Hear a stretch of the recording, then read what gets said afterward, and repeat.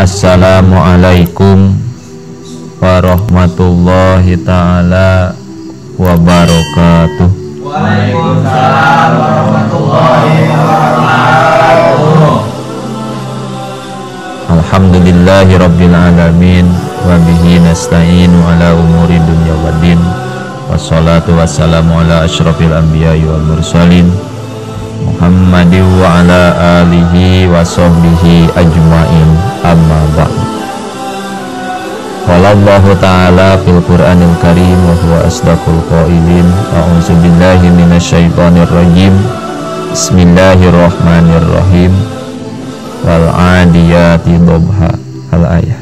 Qala Nabiyyu sallallahu alaihi wasallam walis sa'idi salasu alamatin. Dina kesempatan ieu amang rek nguningakeun hadis anu unina walis sa'idi salasu alamatin. Anu pihartosanana nyaeta ari cirina bagja. Cirina jalma bagja aya 3. Pasti salarea oge hayang bagja hirup. Rek pamarentah ya, rek lain pamarentah, rek nu beunghar, rek nu miskin, awewe lalaki pasti hayang bahagia. Eta nu pokona bahagia urang teu aya deui bahagia. Tak aya cirina bahagia aya 3. Nah nu kahijina nyaeta putun halalun, kadaharan anu halal. Jadi di mana-mana urang hayang bagja berarti kadaharana anu halal, ulah anu haram. Loba ayeuna kadaharan anu haram. Geus teu ka itu riba. Riba loba ayeuna, macem-macem riba. Eta haram. Ayeuna urang nginjemkeun duit 1000 dibayar 1.500 riba eta. Haram eta hukumanna. Teu meunang ayeuna urangnya. Ulah nulung mentung. Nginjemkeun 1000 kudu dibayar 1.500 ulah. Entos 1000 mah 1000 deui. Teu kudu dileuwihan. Teu meunang. Nya kecuali lamun teh mah urang hemnya nginjemkeun 1000, nah, kasih rapli. Si rapli dibayar 1000, cik si rapli teh ieu aya ieu urang mah mere we sedekah gope. Enggak eta mah. Ya eta mah teu menta, mere itu mah. Jadi ulah pieu, hegwe aya duit di urang 1000, ke oyahna jadi 1.500. Ulah. Eta barang haram eta nya. Ulah lah. Ulah ngadahar barang haram, sabab barang haram teh matak ngajadikeun teu asna hate. Sakumaha dawuhan Kangjeng Rasul, man akalal haroma mata qalbuhu. Di mana-mana jalma ngadahar barang haram maka bakal pae hatena. Di mana-mana jalma pae hatena pasti bakal maksiat munkarot anu dipigawe ku eta jalma. Sabab pae hatena. Da jalma pae hate mah moal hayang milampah ka alusan, moal hayang migawe ka alusan. Hayangna teh goreng. Eta jalma pae hatena. Lamun dipapatahan lain narima, kalaka amek kanu mamatahanan. Jeung jalma nu pae hate mah teu aya maksud ngajam rek tobat ka Allah. Nah iya nya ruksak di lemah geus pae hate mah. Eta teh sababna teh barang haram tah. Matak barang haram jauhan ku urang. Insyaallah lamun urang kadaharan barang halal maka bakal leuleus hate urang. Tapi sabalikna lamun urang kadaharan barang haram maka bakal pae hate urang, bakal teu asa hate urang. Sing apik hem nya dina kadaharan. Ulah jorok ya. Sabab kadaharan jorok teh jadi akibat keur urang kena. Akibat jadi goreng kalakuan urang. Nah, jadi saur Kangjeng Rasul jalma anu ngadahar barang haram maka bakal pae hatena. Oge bakal hampang agamana. hampang nyekelan agama teh, babarianan ngaleok, babarianan kagoda nyekelan dina agama teh, caneh der untuk kuat dina agama teh ya. Nah iya berarti aya barang haram anu didahar ku eta jalma sehingga nyekelan dina agama teh hampang untuk kuat tegasna. Oke, lemah keyakinanana ya, lemah keyakinanana ke Allah Subhanahu wa Ta'ala. Ya tak komo di zaman kiwari ya, zaman Covid, zaman lah segala-gala serba maju, kurang-kurang namanya eta zaman kiwari, babarianan lemah dina katauhidan, kurang-kurang nama ya, tepati percaya ke Allah teh. Nah iya ya, akibat naon cik? Akibat barang haram anu didahar ku eta jalma. Oge moal diijabah doana. Urang cek paribasana hem tengah peuting ngadoa belaan cerik cek paribasana ya, hayang diijabah doa ku Allah. Tengah peuting cerik ya Allah abdi teh hoyong anu heuda ari kadaharana barang haram moal diijabah doa urang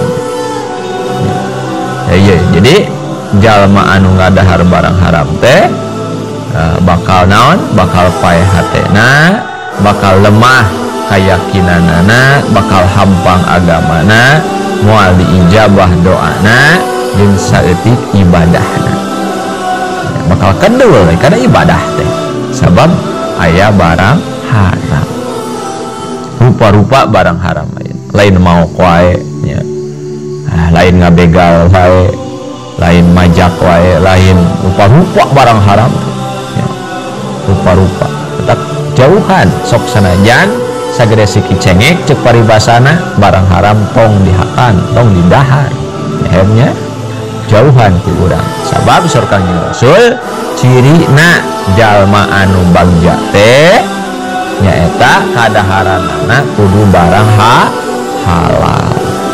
Nah di mana-mana jalma ngadahar barang halal surkan Rasul man akalal halala sofa dinuhu waroko kolbuhu ya walam yakun lidakwatihi hijabu ya, jadi jalma anu ngadahar barang halal maka rokok kolbuhu bakal leuleus hatena. Di mana-mana leuleus hatena ya insyaallah kealusan we anu hayang ditigawe ku eta jalma lain kagoreng di papatahan narima da leuleus hatena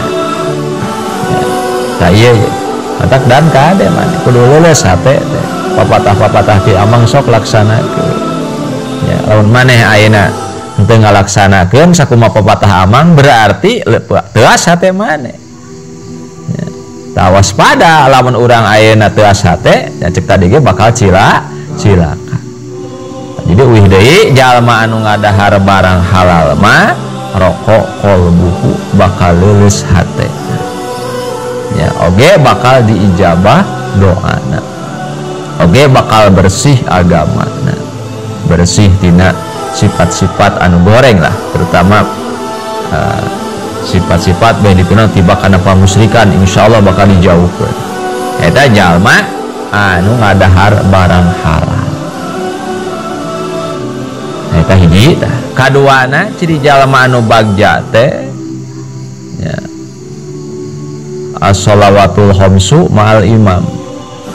Salat anu 5 waktu bari berjamaah. Ya, berjamaah kade.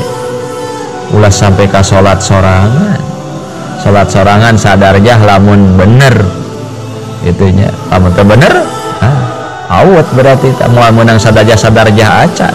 Tapi berjamaah mah insyaallah al jamaatu rahmatun, tak berjamaah teh ngajadikeun rahmat Allah. Oke, berjamaah teh insyaallah bakal menang 27 derajat dengan hawana hoream berjamaah teh hoream pisan. Makanya ngira keterangan jalma anu teu hayang ngalaksanakeun berjamaah berarti eta jalma dicap ucap munafik.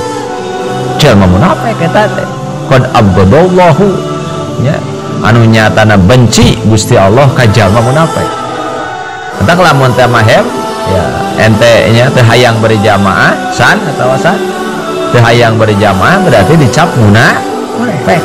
Ari jalma munafik teh cicing lagi dina kerakna jahanam, dina neraka nu panghanap-hanapna ya jalma munafik mah eta we cirina mah dian eta lamun urang masih teu hayang ngalaksanakeun berjamaah berarti urang munafik kitu we.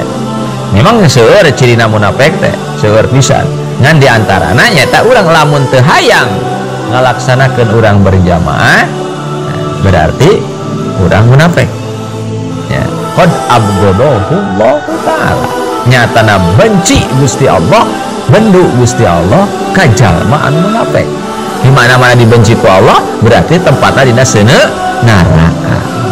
Tapi lamun teh aya jelema kabita hayang berjamaah, duh dina hate teh urang mah hayang berjamaah, maka nyatana Gusti Allah ridho ka eta jalma ya insyaallah ya.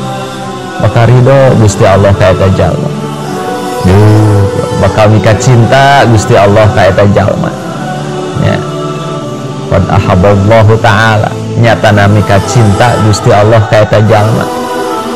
Lamun teh malahem hayang wae berjamaah dina hate teh hayang berjamaah nu 5 waktu, insyaallah Allah bakal mika cinta ka eta jalma. Di mana-mana itu mika cinta ku Allah, insyaallah orang bakal bahagia hirup dunya rauh akhirat. Tamatak anu kaduana ciri jalma bagja teh nyaeta salat anu 5 waktu bari berjamaah. Dua ringkaskeun wae nu katiluna cirina jalma bagja teh nyaeta jala satu solihin ya, resep ririungan jeung jalma-jalma soleh lah di pengajian itu ya, pengajian datangan ku urang. Nah eta berarti ririungan jeung jalma soleh insyaallah. Lamun jalma resep kana pengajian insyaallah eta jalma bakal bagja. Tapi sabaliknya lamun jalma teresep kana pengajian, teresep ngariung jeung jalma-jalma soleh, maka eta jalma bakal cilaka. Bahkan 40 poe we hatena teu kaasupan ilmu, maka bakal dicap eta jalma kucap anu hideung ya. Duh naudzubillahi min dzalik. Sok ayeuna masih ngaresep ngaji ya. Insyaallah jalma anu resep ngaji insyaallah bakal bahagia hirupna sabab riungan jeung jalma soleh nyata ulama teh. Memang ulama mah cek amama geus teu aya ayeuna mah. Da ngaran ulama mah nyata jelema san anu elmuna nyagara bari amal bari ikhlas eta ulama. Ari nu ayeuna mah lain ulama, paling ge alim ulama, jalma anu nyaho kana ilmu ulama. Da ayeuna mah kur ngomong perak-perakana mah ya. Heuh amah da amah lain ulama, amah ngejalma doraka. Ieu mah nepikeun cariosan-cariosan anu dicarioskeun ku ulama. Ulama mah kitab lah, lamun urang ngaji sapinah, tah sapinah teh ulama gitu lah ya. Nah, dauhan ulama, urang ngaji sulam taufik, berarti sulam taufik teh ulama, gitu kan. Ngan dibacakeun ku alim ulama. Mata lamun urang ayeuna daek ngaji mawa kitab seolah-olah urang ririungan jeung ulama. Atau napi urang Bandung kuping ge sami wae. Berarti urang ririungan jeung ulama, jadi ririungan jeung jalma soleh. Kan aya ulama jalma soleh. Lain cara urang hem jalma salah urang mah. Ya, urang mah nyaeta pagawean urang mah teu beres urang mah. Ngomong kieu pagawean deh.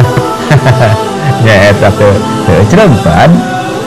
Ya, mata hese neangan soleh teh lah. Nah, jadi wiri kanu tadi ciri na jalma bagja aya 3 nyaeta hiji kadaharana kudu barang halal, kaduana salat anu 5 waktu bari berjamaah, katiluna nyaeta ririungan jeung ulama atau jeung jalma soleh nya tegas sama daek ngaji lah ya. Insyaallah nu 3 eta lamun ku urang dilaksanakeun insyaallah urang bakal bagja dunya dunya rauh akhirat. Amin ya Allah ya rabbal alamin. Kupina dicikakeun sakieu wae akhirul kalam. Wassalamualaikum warahmatullahi taala wabarakatuh.